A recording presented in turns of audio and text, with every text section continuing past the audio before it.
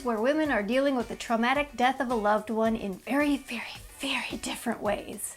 Why not do a review of the both of them at the same time? Your time will come, Diana. Hey, I said, what are you doing? Hey everybody, I'm Lindsay and this is my review of Wonder Woman 84 and Promising Young Woman.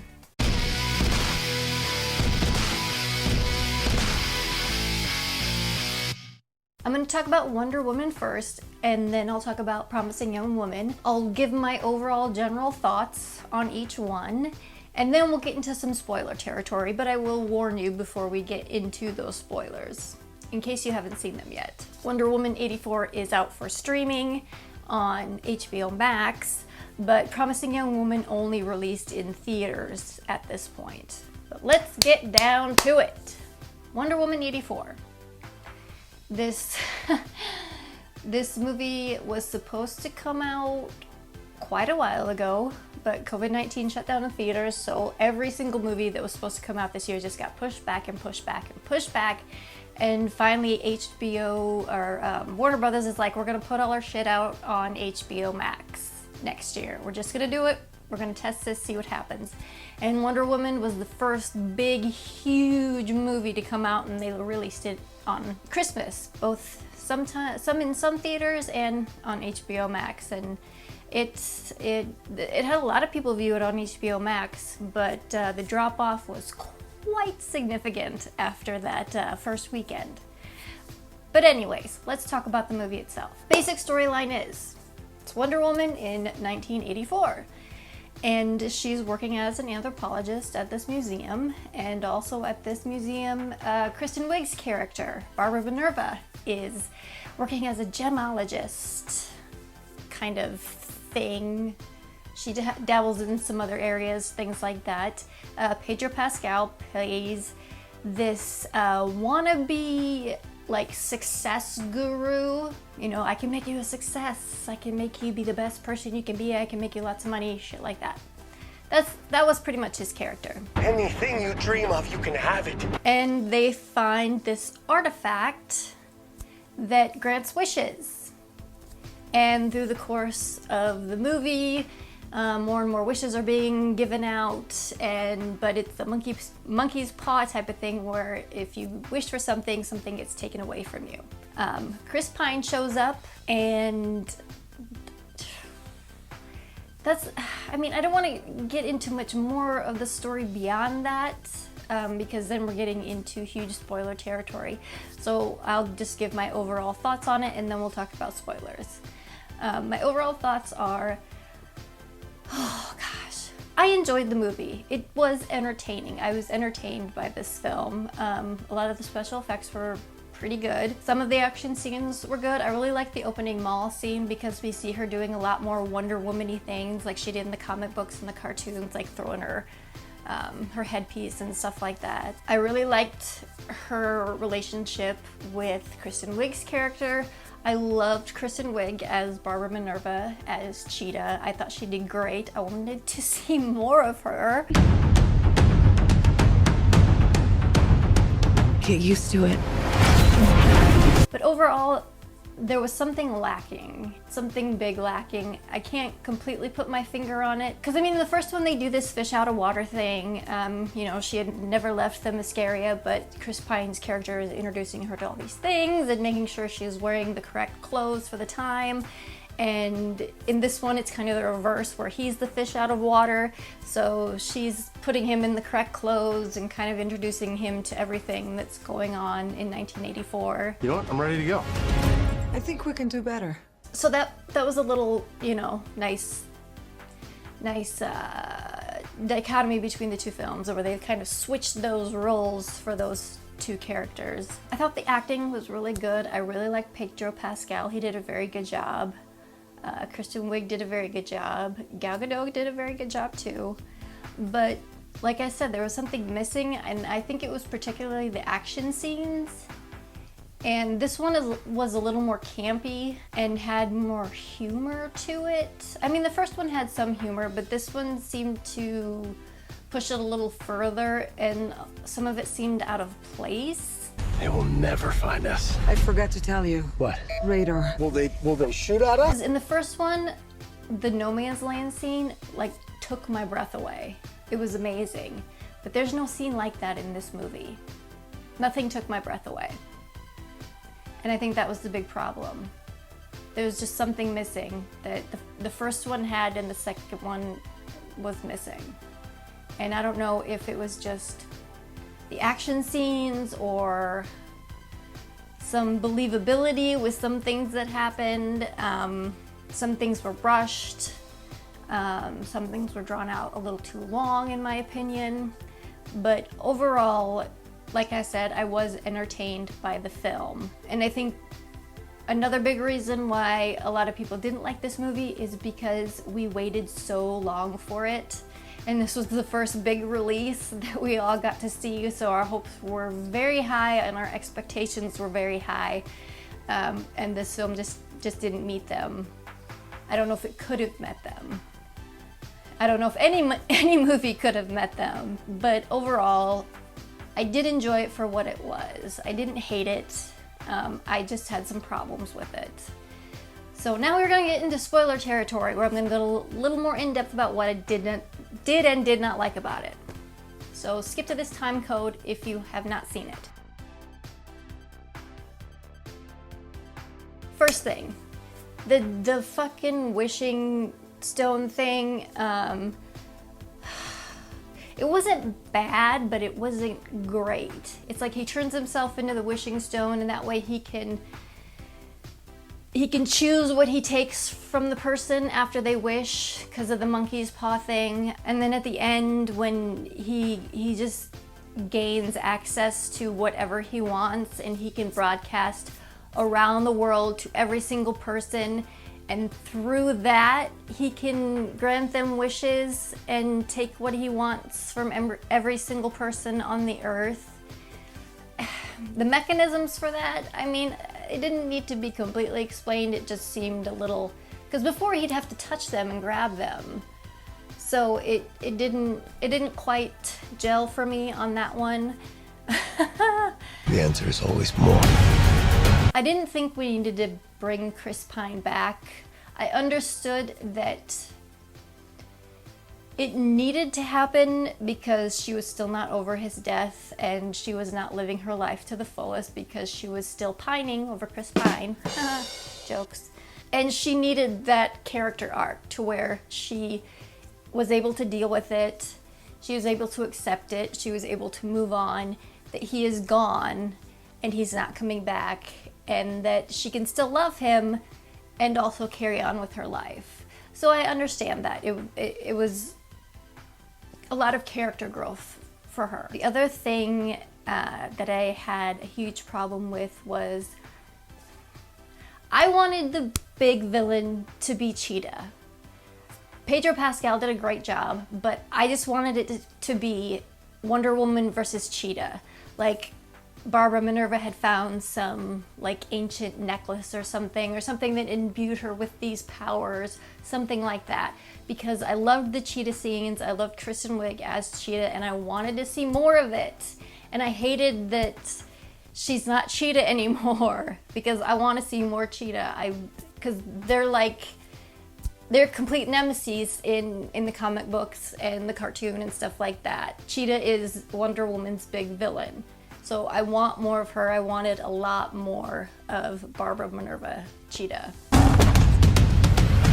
And then the part that really, the part that I really just could not buy into is the end, when she gets everyone to take back their wish.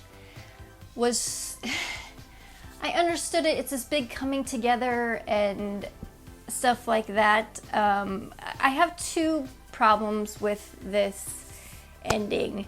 One is usually when we have a female superhero, they didn't do this in the first one, so I don't know why they did this in the second one, that the magic cure to defeat the villain is like doing this, it involves love and togetherness and all this crap, and it's not her just kicking the shit out of him, you know what I mean? Or destroying him. I don't know. I was just like, ugh, can't we have a fight or something like that? Why do a lot of female superhero films have to end with some kind of emotional resolution to the problem with the big bad guy? I don't always like that. And the second part of that ending, where she gets everyone to recant their wish, is that would never happen. Everyone would not recant their wish. I mean, look at what's going on right now. We can't even get everybody to wear a fucking mask. We can't even get everyone to believe that there's an epidemic going on. And you think everybody in the world is gonna recant their wish? Hell fucking no. Not gonna happen. Not going to happen. We've seen the behavior of people when we ask them to do this small little thing of just wearing a mask when you go to the local grocery store, when you go to the Costco. You would not get everybody to recant their wish, especially in America. Holy shit.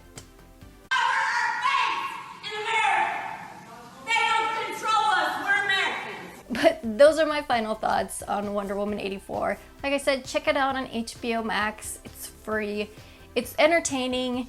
It's not the greatest. It does not live up to quite a bit of what the first one set up as far as the strength and stuff of Wonder Woman's character. But overall, it's entertaining. And it's something to do. And it's free. So check it out.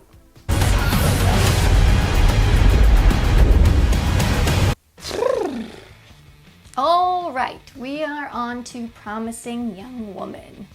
This is another one that got pushed back and pushed back. I remember seeing the trailer for this way earlier in the year, and I was like, wow, I need to see this movie. I cannot wait for it to come out. And then it just kind of disappeared for a while. We didn't see any more promotion on it. The release date disappeared. They didn't talk about it, and then just in the last month they started showing trailers again, and that it was opening only in theaters on Christmas Day. So I did go to the theater on Christmas Day. I went to an 11:30 a.m. showing, and no one else was there. So we had the theater to ourselves, which was very, very nice. Sometimes when I go, I have the theater to myself. Other times I've gone and there may be one or two other people there. So I'm glad I live in a less populated area of the country, so I can still go and see movies if I want to. But getting back to the movie itself. Overall thoughts. Well, first, let's talk about overall storyline. It's about a woman who, her friend had something very terrible happen to her in college, which deeply affected the main character, played by, I just forgot to shut my phone off. And it deeply affected her, the main character, played by Carey Mulligan, who does an excellent job. She is very, very good in this. And so she starts doing this thing where she'll go out to bars and pretend to be drunk and alone, and have guys try to take her home and take advantage of her, and she like scares the shit out of them or kill them. It's not really evident to what she exactly does to them. I think some of them she scares the crap out of, and others she kills. It's kind of left open for interpretation on your end. But that's about the main storyline that I want to give away without getting into spoilers. But my overall thoughts on the movie is it's very well acted, it's very well shot. It keeps you guessing until the end about what exactly her master plan is. Bo Burnham shows up as a love interest. He's very good, very charming, and very, very Bo Burnham-y. Is there anything better than pussy? Yes, a really good book. I think the marketing for this film was a tad misleading, because it makes you think that it's just going to be a very stylish, like, okay, this is all it's about, is her going to pick up guys and scaring them or killing them or whatever, that it's just completely a straight revenge film. It's not. There's more to it than that, which I'll get into in the spoiler section. But don't be deceived by the marketing, which was great, by the way. I love that trailer with the instrumental version of Britney Spears' Toxic. It very much fits the tone of the film, but it can be slightly misleading as to all of the content within the film. It's not just her doing these revenge tactics. It's just really about dealing with trauma and getting over trauma and punishing evildoers that never got their comeuppance. We were kids! If I hear that one more time. But I would highly recommend this film. Like I said, it's acted very well, it's written very well, it keeps guessing till the end to actually what she's doing. But it's also very, very entertaining. And it's really, the title of the movie is really a play on, you know, some of these cases that have happened recently where it's like we can't charge this man, this young man, with rape or send him to jail because he's a promising young man. You know, he has this future ahead of him, and we cannot destroy that just because he had sex with a drunk girl who could not give consent or something like that. The Brock Turners of the world. And this title kind of flips it on its head of a promising young woman. It's like, well, what happens to the victim? She had a promising future. How is this going to affect that or affect her and affect her future? Because she was violated in one of the worst ways imaginable and nothing was done about it. So I really, really like the title of this film, and it plays into the traumas that this main character is dealing with. Because she had a future. And her friend that this happened to had a future, and it was all taken away because of this act that no one was held accountable for. I'm not the only one who didn't believe it. All right, I'm gonna get off my soapbox now, and we're gonna get into spoiler territory. So if you have not seen this film, skip to this time code. Like I said, with this film, the marketing was slightly misleading because it's not just her going around and killing people or scaring people. It's not clear whether she is. She has this little notebook where she puts hash marks in, and some of them are in different colors, so it's kind of left up to your imagination what those colors mean. I think one means she scared the shit out of them enough, and the other one was where she had to kill them. My biggest gripe about this film is I thought that the love story interest was a little jarring at times because of the tone of the film. I mean, it needed to be in there because we find out Bo Burnham was actually present at this horrible thing that happened to her friend. So I understand it's need to be there, but at some point it almost turned into a romantic comedy, and I'm like, what kind of film am I watching here? But then you get to that part where he is exposed, so it makes sense. What are you gonna do? I don't know. I think they do a very good job of showing the effects that this had on Carey Mulligan, because she knew this girl since they were very, very young, and they went into medical school together, and then this happened to her friend, and obviously it's not explicitly said, but it's alluded to that this friend committed suicide over this because she was pretty much gang raped at a party. And then we find out that it was filmed, and that there were a lot of people there that just sat there and watched or participated, and everyone kept their mouth shut and nothing was done about it. And there were complaints made to the college and nothing was done about it, which are things that happen in real life still to this day. Get accusations like this all the time. I really, really love the ending because you didn't get that this was part of her master plan. You think, oh crap, she got killed. These assholes are gonna get away with it. But it was all part of her master plan to finally punish these people and not let them get away with what they did. I mean, they're gonna go away for murder now. and go to prison for the rest of their lives, but they definitely get their comeuppance, because to them, they didn't think it was a big deal, and they didn't realize how much trauma they inflicted on this girl and on the people that loved her. So they deserved it. They deserved it. Every guy's worst nightmare getting accused like that. And like I said, Carey Mulligan's performance is incredible. She does a very, very good job. It's probably one of the best performances she's ever given, in my opinion. She's really, really good. Just the interactions she has with her parents, because she dropped out of school as well when this happened to try and help her friend.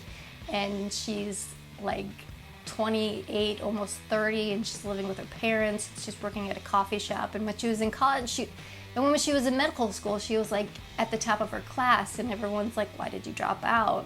What happened? I left under unusual circumstances. So this thing didn't just affect the person that it happened to, it affected the people around her that loved her, like her best friend.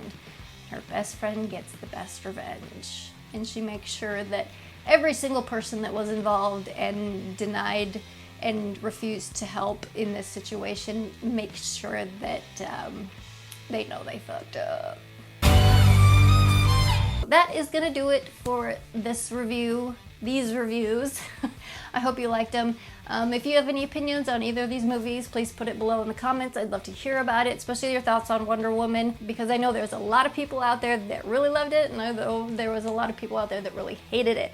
So I'd love to know what your thoughts are on Wonder Woman 84, and also if you have seen Promising Young Woman, I'd also love to know your thoughts on that. I know not as many people have seen that because it's only in theaters, but if you have, let me know. But as for this video, this is Lindsay signing off, and I'll check you later.